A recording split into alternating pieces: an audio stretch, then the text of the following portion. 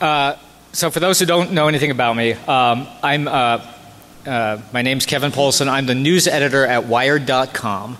It's the website of Wired magazine. I've been there for about 6-7 years.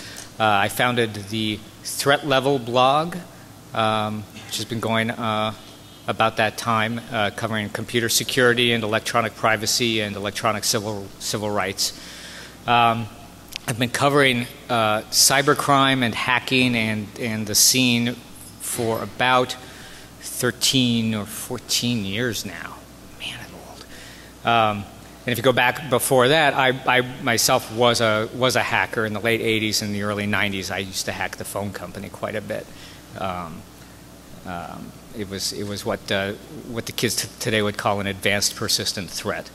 I was like living in their systems for years, and I wound up getting in some trouble for that, in part because I used my access to cheat at radio station phone-in contests and win prizes like Porsches and trips to Hawaii. I'm also the author of the cybercrime book Kingpin, How One Hacker Took Over the Billion-Dollar Cybercrime Underground.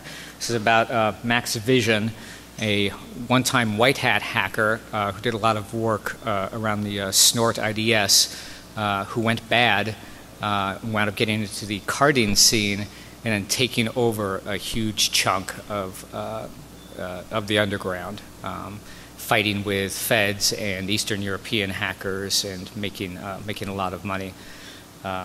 It is for sale at the DEFCON bookstore in the vendor room. So if anybody's come with any questions, go ahead and raise your hand now. And if not, I'm going to present a menu of options. I'm going to offer 3 options. I could talk a bit about my past.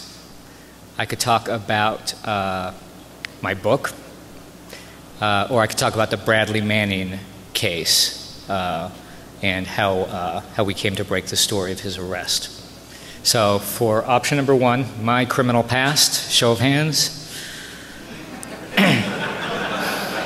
Yeah, always goes this way. I'll go through the motions anyway. My best-selling cybercrime book. All right, and the Bradley Manning case. Oh. Okay, let me see my criminal past again. I want to be fair. My criminal past.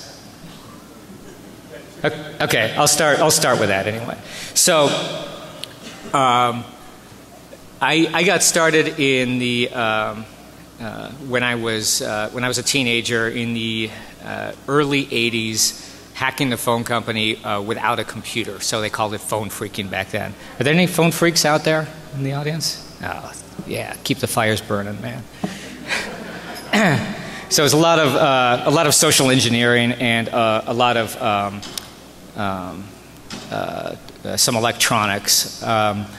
Eventually, I got a computer, started hacking, doing some rudimentary hacking into telephone company systems, like Cosmos was my first one. And then I got diverted from the whole phone freaking thing when I picked up a dial-up on a BBS for what turned out to be a system at UCLA used by graduate students. I guessed a password, which was an easy thing to do back then, and got into a Unix shell for the first time, and got very excited and learned the man command, and then from there started figuring out what Unix was and how everything worked. And then I discovered the telnet command and realized that this computer was on something called the ARPANET. From there I just went nuts and started hopping all around the ARPANET and doing one university machine after another. I think there were a couple defense contractors. It was a very exciting time. I wound up getting traced, in part because I wasn't really doing anything to cover my tracks. I was 17, I think, when they knocked on my door and they did the usual come in, take out all of your computers and sit down with you and give you a tough talking to. And but in the end, there's never an actual prosecution of me. But I had a buddy that I was working with who was older, and he wound up being the first person prosecuted under the California state computer crime laws. So after that, I went straight for a while, and I wound up dropping out of junior college in order to take a job at a defense contractor in Northern California called SRI International, where I worked as a general systems guy, fixing stuff and writing shell scripts and doing backups and system administration stuff. While there, my boss at SRI turned out to be a former phone freak himself, who had never gotten caught. And he still had some of his old manuals and stuff. So we wound up talking and reminiscing and sharing information. And then with him, it was kind of like a couple old alcoholic friends getting together. We naturally kind of gravitated back into it. And I did a lot more serious phone hacking. Still just fun and games at that point, all recreational. Got caught again. This time because I was collecting old phone equipment, some of it which I took out of central offices. They were decommissioning their old step-by-step equipment and replacing them with ESSs. And so as they decommissioned the old gear and marked it for scrap or tore it out, I was salvaging some of it in the middle of the night. And leaving it in the storage locker, I got behind on the bill, and they cracked it open, and they said, well, this doesn't look right. And they called the phone company, and anyway, so that got ugly, and where it got complicated was the phone company brought in the FBI and said to the FBI, hey, this guy, he's been breaking into telephone company computers, he's been breaking into switches, he's been breaking into our buildings in the middle of the night, and he works at a defense contractor, and he has a secret level security clearance. We think maybe this is KGB related. So I wound up losing my job, not unreasonably under the circumstances. And the feds started coming around and talking to my friends and former coworkers and saying, yeah, we think you may have been working with the Russians. So I freaked out, and I went on the lam. I left the Bay Area, went to Los Angeles, ultimately dyed my hair blonde, and established a fake identity. And basically lived underground for a while. Of course, having now been busted 2 times, I completely learned my lesson. Raise your hand if you believe that. Now, because I had no job and no ties to the community, basically nothing holding me back, I started looking for ways to use my still ongoing access to the phone company to make a living. So this is the way they did things back then, and I suspect to some degree this is still the way they do things. They put their resources into busts and into helping with the prosecutions. They'll draft. They kind of drafted my first indictment. The phone company did for the feds. But they don't put as many resources into actually securing the things that they have discovered are owned from top to bottom. So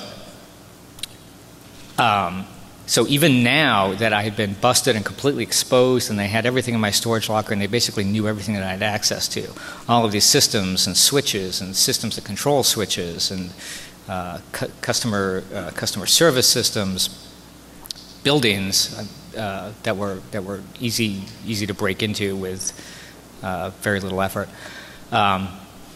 Most of that survived even this bust. So when I moved to Los Angeles, I was able to get back into things and then start expanding out again. And I ultimately had control of all of the switches in Northern and Southern California for Pacific Bell. which at the time was a big deal because they were basically the only phone company, the only major phone company in the state. And we didn't, by and large, use cell phones, so having control of the landline systems mattered. So I fell in with some other people and started doing various scams. And the biggest one, which I mentioned before, was I started rigging radio station phone-in contests. So my buddy and I we figured out which phone company central office served the mass call-in prefix that was used by all of the radio stations. In Los Angeles, that was 520. It turned out to be a Hollywood central office. So we rented a cheap office space, $1 a square foot office space in the seedy part of Hollywood that was served by that switch. And then used our access to just provision nine or 10 phone lines off the same switch that ran into that building, and then we punched them through to our office on the punch down blocks and ran cable through the ceilings. And then basically the way this worked was we had we set up one phone line through that would become the main phone number of the radio station we were targeting. So we would change the radio station's phone number through the switch to a random phone number that only we know. We change this one phone, the control phone in our rented office, to the radio station's phone number, and then we just used call forwarding so that any calls normally that come to our control phone would flow seamlessly to the radio station's lines. Then we take our 8 phones that we got from Radio Shack, chosen for their liberal return policy.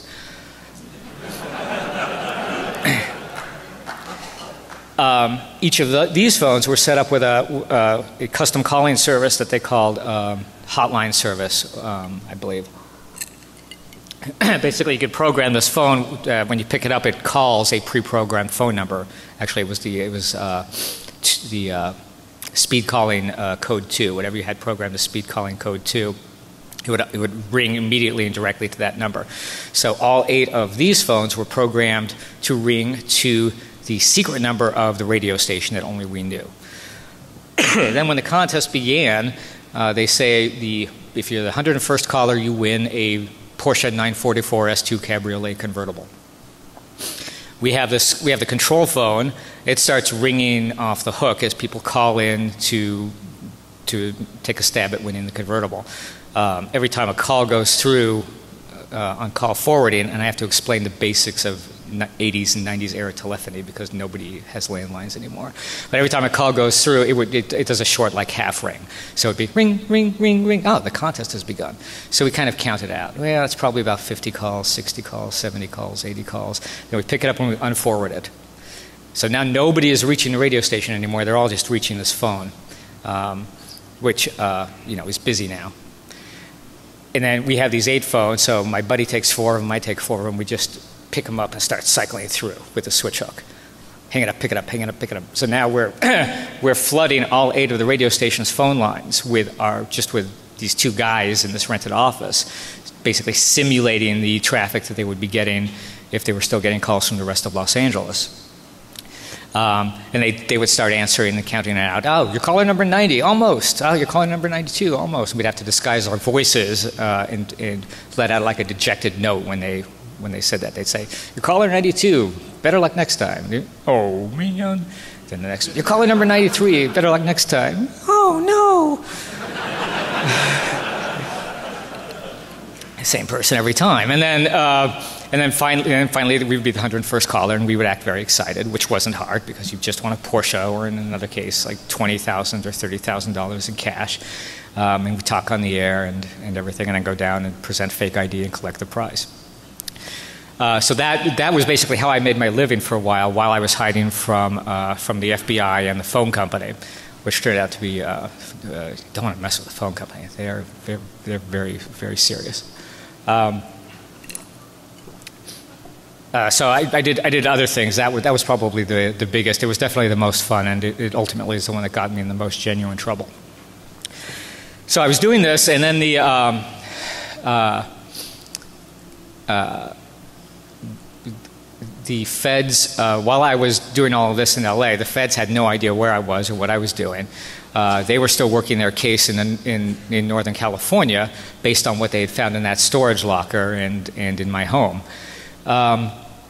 So they finally unsealed an indictment and started actively, publicly looking for me. At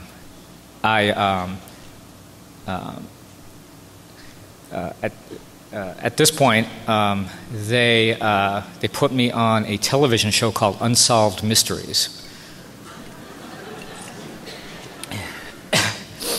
I had Robert Stack. They shot Robert Stack introing the segment, like in front of what looked like a PBX at NBC Studios or something. And he called me a computer genius run amok.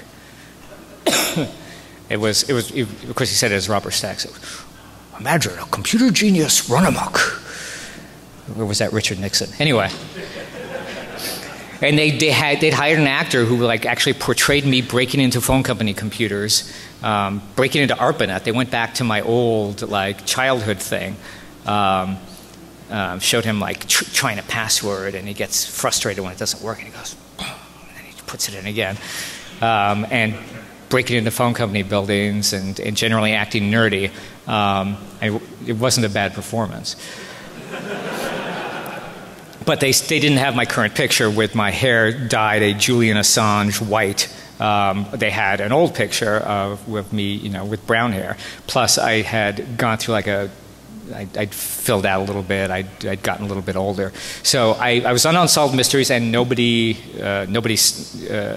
even though at this point the feds suspected I was in LA, and they said so on the show, nobody phoned in any tips on me. I'm sorry? They did have problems with their phones, yeah.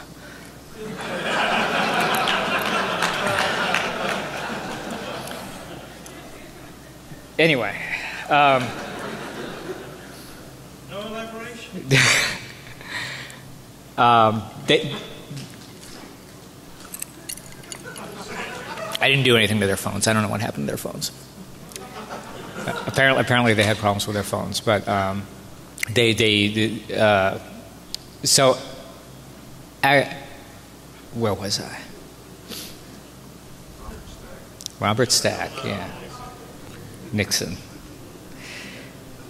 So eventually I was caught again, and the way this happened was I was working with some other people. One of them was this rocker dude who was also a pretty accomplished phone hacker who called himself Agent Steele. He was doing some shady stuff with private investigators and tapping phones and stuff. He wound up getting in trouble independently for one of the things he was doing. And he gave the feds enough on me that they were able to figure out where I shopped. And they went to the Hughes Market in Van Nuys, which was near not my home but the office that I'd rented to work out of at that stage in my hacking. And they showed my picture and identified me, and then the phone company staked out the grocery store. And I was arrested while buying milk or something. So at this point, my case got really complicated. I had my Northern California case, the one that started it all, and now they had a whole new case to investigate of what I was doing in Los Angeles. Now in the Northern California case, they had charged me with a bunch of like wacky stuff that I didn't do. Their first indictment against me was almost entirely fake, or almost entirely false, because they didn't really know what I was up to. So they just kind of came up with theories. So they had me breaking into an Army computer that I had never heard of. I was hacking a phone company, not the Army.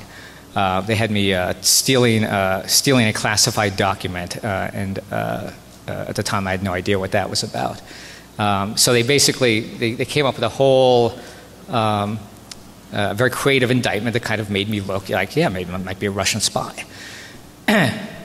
what made things more challenging was when they caught me. Now they got my stuff from the stuff that I'd had in my hacker lair, and they discovered that while I was a fugitive from the FBI, I had been, in addition to all this other stuff, I had been looking into how the government, and particularly the FBI, does wiretaps. And I discovered the identities of some targets of federal surveillance and how the whole system works and everything. So emboldened by that I had now officially been sniffing around government secrets, the feds wound up charging me with a new indictment in my original case under the Espionage Act, Title 18, Section 793, unauthorized possession of classified information. That would have carried, under sentencing guidelines, that would have carried a 15-year minimum. So I wound up spending what amounted to the next 5 years in pretrial custody fighting basically that charge. They eventually got the rest mostly right. They actually came up with a list of things that I'd actually done. But they stuck by this one charge, this very serious charge, and it took us a long time to figure out what their evidence was and what their theory was and what had actually happened. We finally got up almost to the eve of trial when the feds agreed to drop that charge. We established clearly enough that it was false, and so I wound up accepting I wound up pleading guilty to the things that I'd actually done, and accepted what they call an upward departure, which means I accepted extra jail time above what the sentencing guidelines recommend, in order to absorb the time I'd spent in pretrial custody, or they'd have owed me time. I'd have had a free felony when I got out. And so then I got out, and I was on a federal supervised release for 3 years after that. I had a condition where I was not allowed to use computers without the permission of my probation officer, who was not a fan of computers, it turned out. So I wound up working working as a canvasser for a progressive political group in Los Angeles for a year. Then I segued into writing and journalism. I filed my first story for Wired magazine, I think in 1998, by fax. I was allowed to use fax machines. That was on, it was about Y2K survivalists. And then eventually my supervised release was up, and I was allowed to use computers again, and I became a journalist full time, and that's what I've been doing since then. Long story. That was a short version.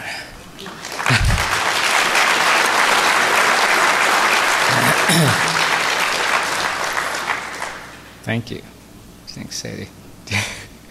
Are there any questions? I'm sorry, sir? No.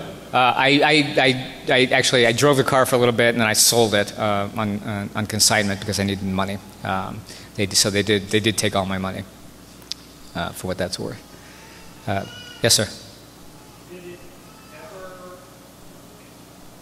consider leaving California altogether and going across the country? Okay, this is the question. Did I ever consider leaving California altogether and going across the country? I did consider that, and I think this might be part of the hacker mindset. I wanted to solve the problem, not run away from it. So I thought staying in the thick of things. I grew up in Los Angeles, so I knew it well. I knew all the frequencies that the feds used, so I could listen to them on my scanner when they weren't encrypted, and they didn't use a lot of encryption back then. I knew, again, all about how FBI wiretaps work and all about how phone company wiretaps work. I was able to spot them as they went in. That actually saved me at one point. So I thought, better to stay in your own backyard. Like, stay in the arena where you know the playing field, and you can win there. It didn't work out that way, but. That was my feeling, yeah. So that's why I did not truly go on the lam, and I just hung around until it was too late.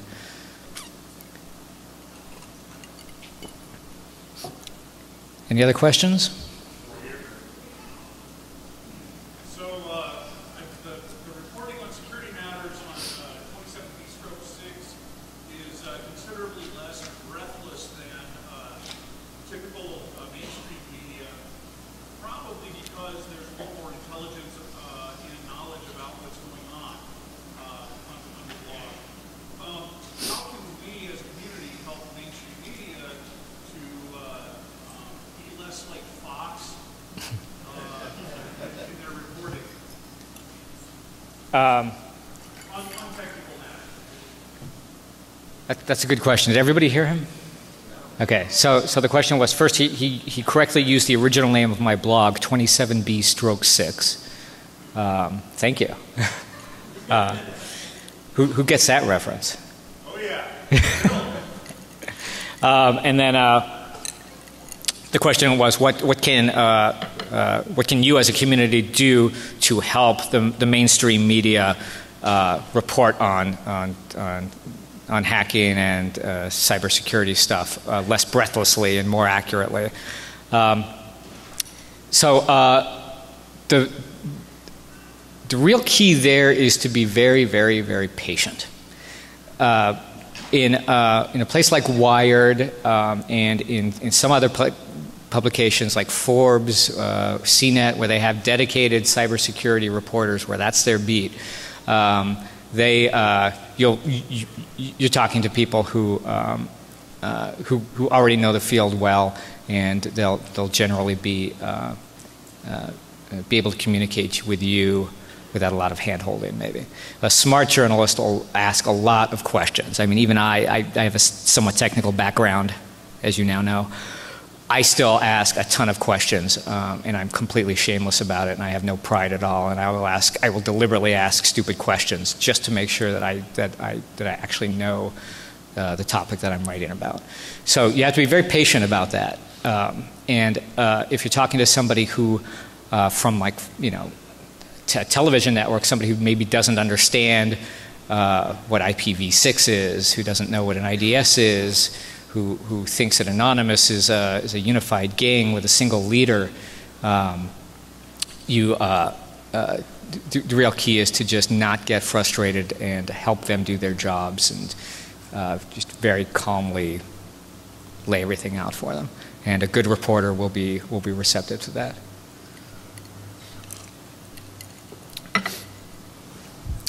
Any other questions? Man, this place is big. Yes, sir. Yeah, I actually have three if you're willing. Yeah. First one's easy. What year was it that you were arrested? 1991. The question is, what year was I arrested? Can I keep going? Yeah. Second one is, the radio station ever start to get wise at any point? Did you worry about that at any point? No. I hit one station twice. Like with two different hair colors and two different names, and they didn't recognize me at all. So no, there was never. It's just not something I expected back then. I said the question was whether the radio stations ever got suspicious.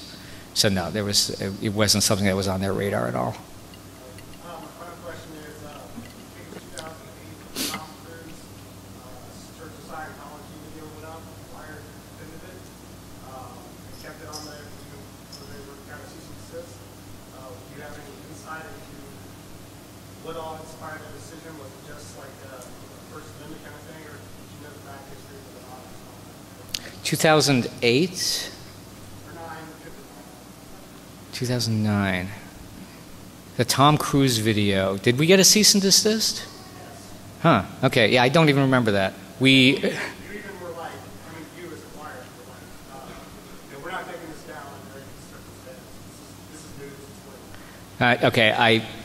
I hate to say this, and I've never said this before, but I think it's possible you've confused Wired with Gawker. Yeah, we've posted stuff that there's been legal controversy over. When the EFF sued over the NSA's warrantless surveillance, we posted the leaked documents from AT&T that showed what appeared to be a wiretap of AT&T backbones running into a secure room at the Poulsen Street central office in San Francisco. So there was some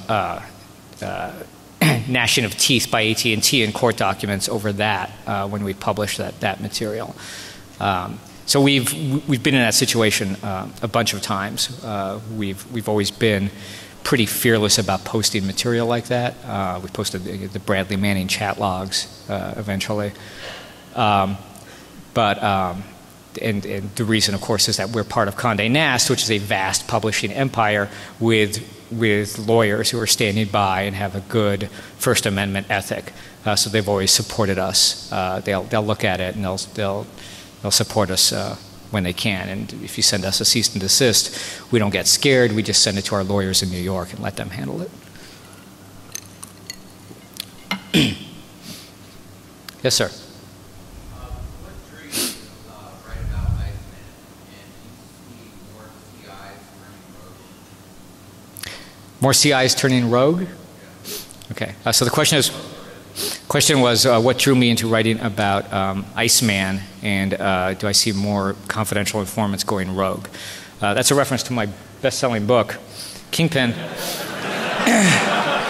How one hacker took over the billion-dollar cybercrime underground.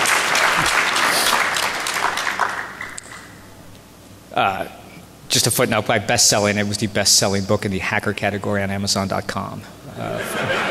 For about 6 months until Metnick came around and knocked me off.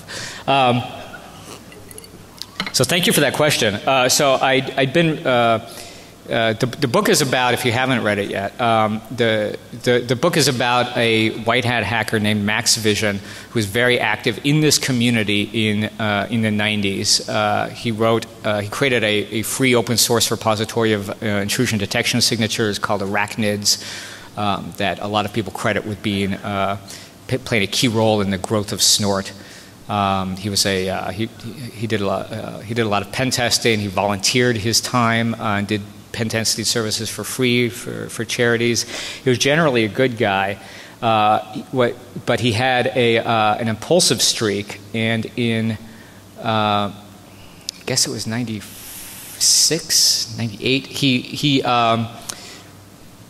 he saw that there was a new vulnerability announced by CERT in the bind name server daemon that was a buffer overflow that people were not taking seriously and they weren't patching.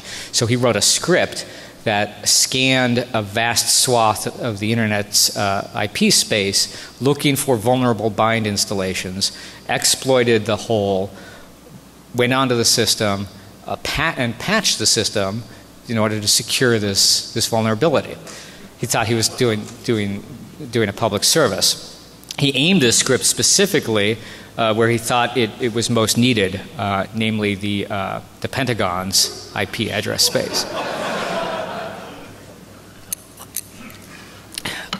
So he again, there's this common thing you see a lot with hackers, especially the old school ones, where they don't really think they're necessarily doing anything wrong, so they don't cover their tracks. So he was using he just dialed into an ISP dial-up, and they easily traced him back because he'd put something in his code where it would send an X term pop up to his computer every time he infected a new machine, so that he could track its progress.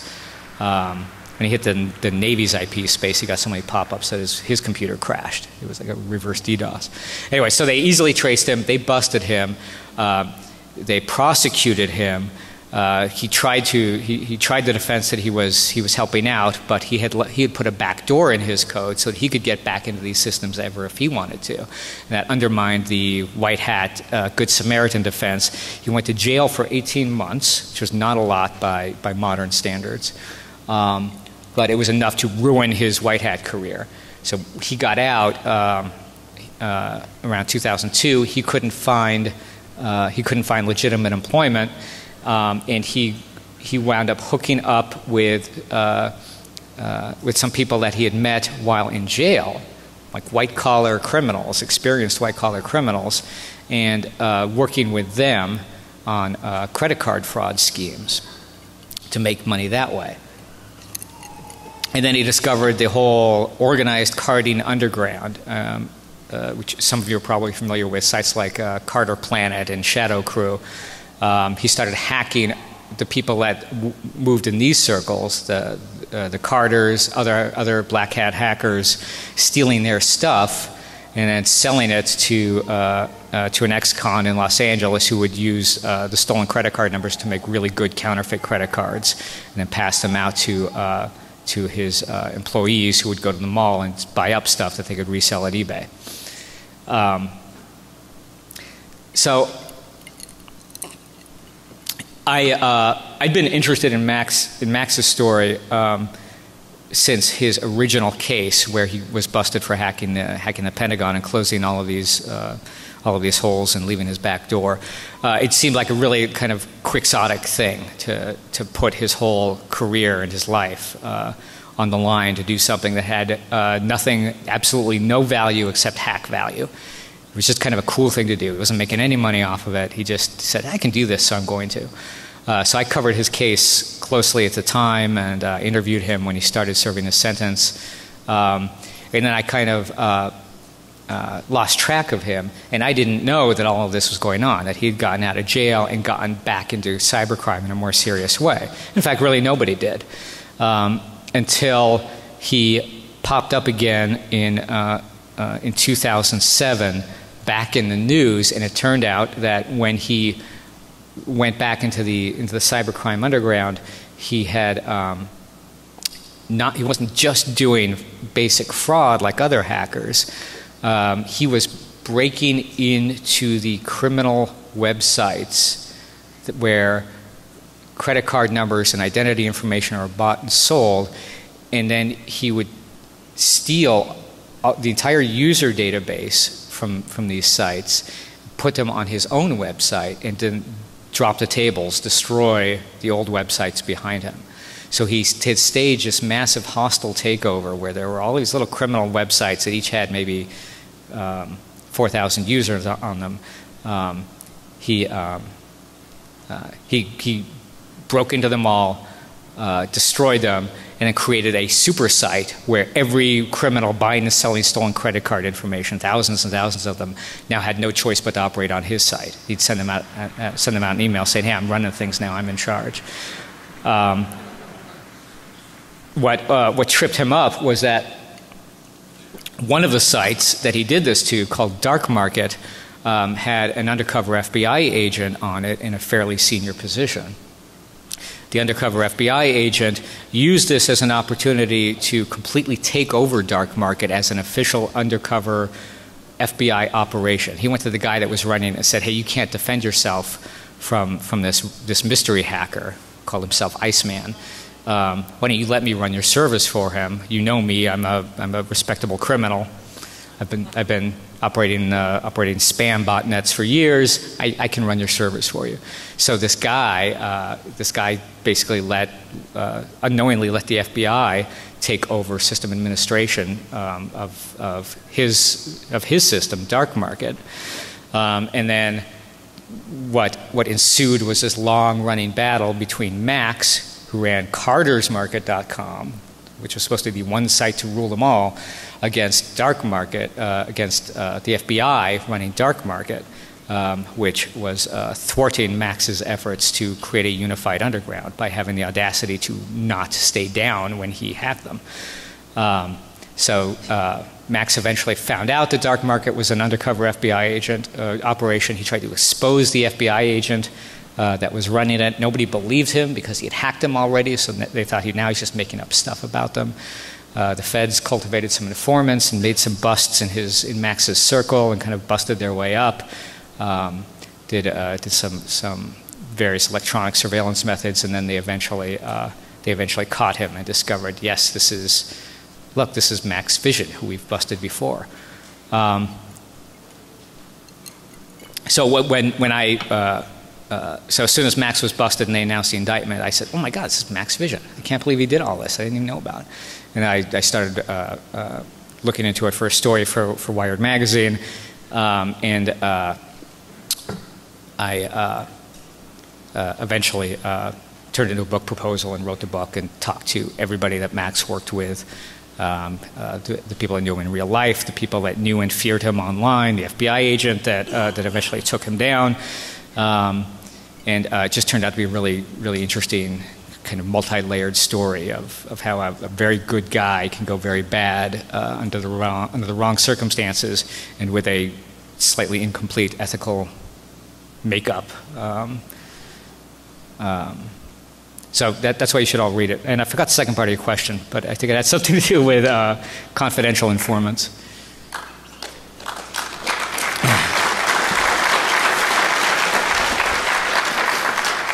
Well, thank you for that. I thought I was utterly incoherent.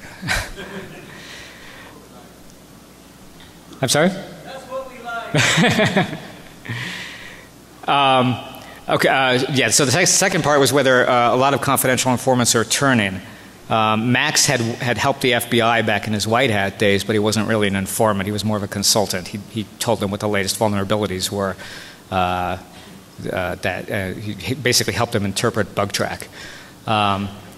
But that made them all the more angry when they caught him hacking the Pentagon systems. Like they thought, you know, he's supposed to be working with us, not hacking us. There are, but to the broader question, we're definitely seeing a lot, almost every case now where the FBI or the Secret Service gets a major hacker bust, there are informants involved, and sometimes it's the ringleader of the operation who's an informant, and they'll be working for the feds for a long time under the feds' control while the feds build cases against everybody in their gang. So we saw this. With the TJ Maxx hacker, Albert Gonzalez, probably the biggest credit card hacker in history, perhaps a title he may very well hold forever because the companies have gotten more secure. He was busted. He was an informant for the Secret Service. He brought down something like 17 people. And then while on the Secret Service's payroll, he staged all of these break-ins to major brick-and-mortar retailers like Office Max and TJ Maxx and Dave & Buster's, and he stole oodles of credit card numbers. Then when he got busted for that, he became an informant again and turned in everybody or helped the feds prosecute everybody that he'd been working with. More recently, of course, we know that the leader of LulzSec, Sabu, was a federal informant during the latter part of his career while he was still leading LulzSec. So this is a constant tension. The feds rely heavily on informants in the cyberspace because they're still playing catch up on the technology, but people, as it has always been, have been the weak link in hackers. Relationships and loyalty, that's what the feds go after, and that's still working for them. But then the downside of that is when they if you have the moral weakness to turn on your friends and set them up for prison sentences, then you're just as likely to do the same thing to the feds. And so we see the feds get betrayed again and again and again by some of the most trusted informants playing both sides of the coin. One of the informants that helped bring down Max picked up a case while doing that, he picked up another case for using Max's stolen credit card numbers to make counterfeit credit cards and go out and buy stuff on the side. So he'd go to the Secret Service's office, have incriminating chats with Max. Then when he knocked off for the day, he'd take some of Max's credit cards and go to the mall and buy some stuff. So he got a whole new conviction out of that. So it's that's an issue that they'll probably be struggling with forever. Yeah. Can you talk about how you set up money drops and with hindsight? How I set up money drops? I didn't use Bitcoin. The question was how I set up money drops. So it was all kind of ad hoc for me.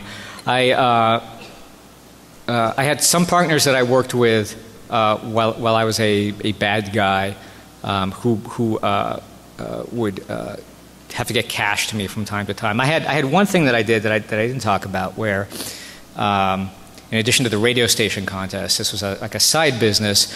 I was using my access to the phone company to reactivate disconnected numbers for escort services in the Los Angeles area. And I would forward them into a voicemail network of hacked voicemail boxes that would basically funnel. You would leave a message for the escort service, and the message would be distributed to a number of voicemail boxes that were rented by way of a confederate of mine to independent escorts, like workers who didn't want to report to anybody, they just wanted to be their own boss. They could plug into this, what wound up being a vast network of 30 or 40 well-placed Yellow Page ad numbers, and get the messages and then decide if they want to call back a customer and take the call or whatever. And they would pay like a very small flat fee for every call that they decided to take. They paid that to my confederate, who would then give a cut to me by taking it to a mailbox rental place in Los Angeles that I'd opened under an alias. I'd given him a copy of the key, so he would just open up the key, put it in an envelope with the cash in it, and then close it. And then I would show up sometime later, go in, I'd have a scanner running in my car, I'd be listening on the FBI frequencies. If it sounded safe, I would go in and I would take the envelope and I would leave. I would do some counter surveillance on the way home to make sure nobody was following me, and that was my rather unsophisticated money transfer method at the time. Yeah, cutting edge. I'll write a white paper on that someday. That also turned out to be a flawed system. I'm not making myself sound very competent, am I? Anyway, one day I went to pick up this envelope, and I drove away. Started heading up into the hills. This was in West Hollywood, and I lived. I think I lived in the valley at the time, so I started driving up into the hills. And I noticed a suspicious car immediately, like an SUV. Like back in the day, cops always drove SUVs. Like pull up practically right behind me and start following me. And so I'm checking my scanner, and it's all the FBI frequencies, nothing. Like nothing encrypted, nothing unencrypted. How could I possibly be being tailed here? So eventually they seemed to go away. I got all the way into the valley, and then I had kind of the standard route that I used to drive in order to make sure nobody was behind me. In counter surveillance, they call this, I later learned, dry cleaning. So the idea, you're not actually trying to lose anybody, you're just trying to make sure that there's nobody to lose, that nobody's following you. If somebody is following you, you pretty much can't lose them, but you can at least make sure you don't lead them anywhere you don't want them to know about. So I drove into this residential area and drove around, and then turned around, started driving back, and sure enough, one of the cars that I had spotted following me was like right behind me. And so I zoom up to him, and I write down his license plate, because I don't know who this is, but if I wind up getting out of this, I have DMV access, I'm going to find out and figure out what's going on here.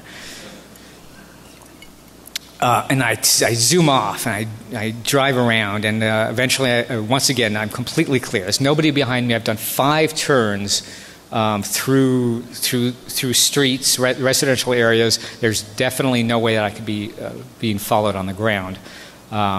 I get on the freeway, I go one off-ramp, I get off again, I pull into a parking lot, fiddle with the scanner again, still nothing on the FBI frequencies, and then, whoops, same SUV comes driving right by. I get out of the car, I look up, and yeah, there's like a helicopter up there. So I finally, I drove a little bit more, accidentally drove over a curb, my tire blew out. Walked out onto the street, so now I'm like stranded in Burbank, just the worst place in Los Angeles to be stranded, not because it's a bad neighborhood, because there's just nothing there. I figure whoever these guys are, maybe they could help me out. One of the cars basically stopped. They're not even trying to be overt now that they've seen me writing down, or covert. Now that they've seen me writing down license plates, one of them stopped in the street right in front of me. I walk up and I say, "Excuse me, since you guys are following me around, maybe you could give me a hand. I have a flat tire." And the guy kind of smiles and says, "Oh yeah?" And then like 3 more cop cars, all directions, just like on Matlock or whatever. They come zooming up and they run out of the cars, and one of them points a gun at me and shows me his badge. Interestingly, he'd taken his badge out of the billfold, so it was just the shield. It said nothing about who they were or anything, except that they were LAPD. And they gave me this whole spiel about how they were, they'd stopped me because I was driving erratically. I was driving erratically because you guys were following me.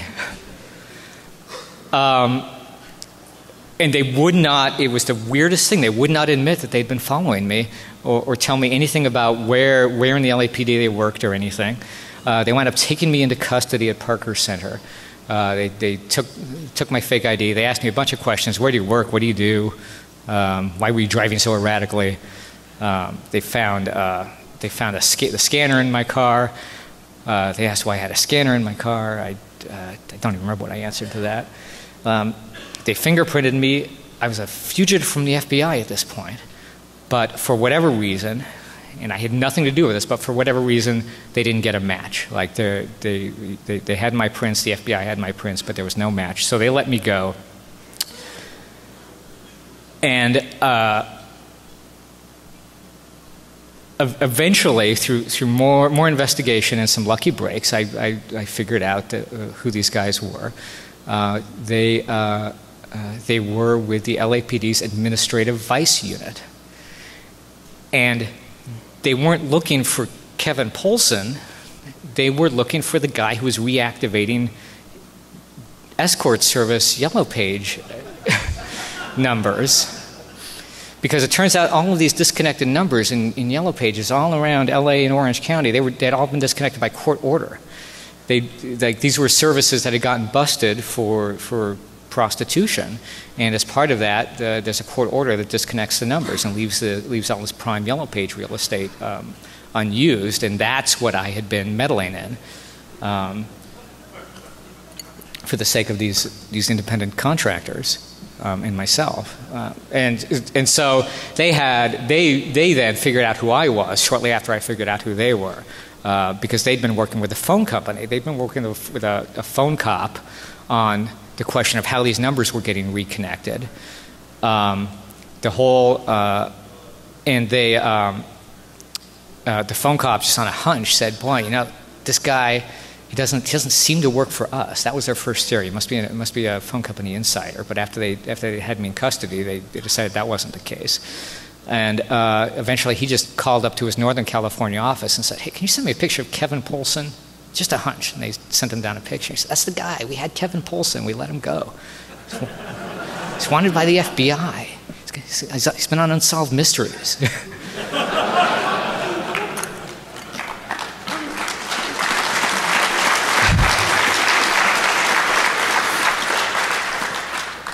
Anyway, so it was, a temporary, and then so I started spying on the phone cop and spying on the administrative vice guys. I added their frequencies to my scanner, so now, I knew everything they were doing.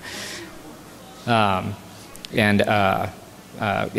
was just a whole other sequence of fun and games until, of course, you already know how the story ends. I got busted anyway. So I'll take, I'm told I'm wrapping it up. I'll take one more question if there is one.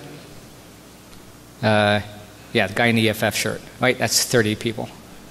Yes, sir. Quick question, we got to run. Quick question. What could you have done better in Bradley Manning reporting? What could I have done better? There's a lot of context there, but so I'll just, rather than go into it, I'll just give you a quick answer. The only thing that I would do differently in there is I would have written something from the start explaining the genesis of the story. From my point of view. There was some discussion about doing that at the time, but I found those kind of things to be always kind of egotistical for reporters. You prefer to write as a fly on the wall instead of saying, how did I get this great story? In this case, it probably would have been helpful to subsequent discourse if I had just written like a first-person account, maybe a day or two later, saying, here's how the story unfolded. All right, thank you, everybody.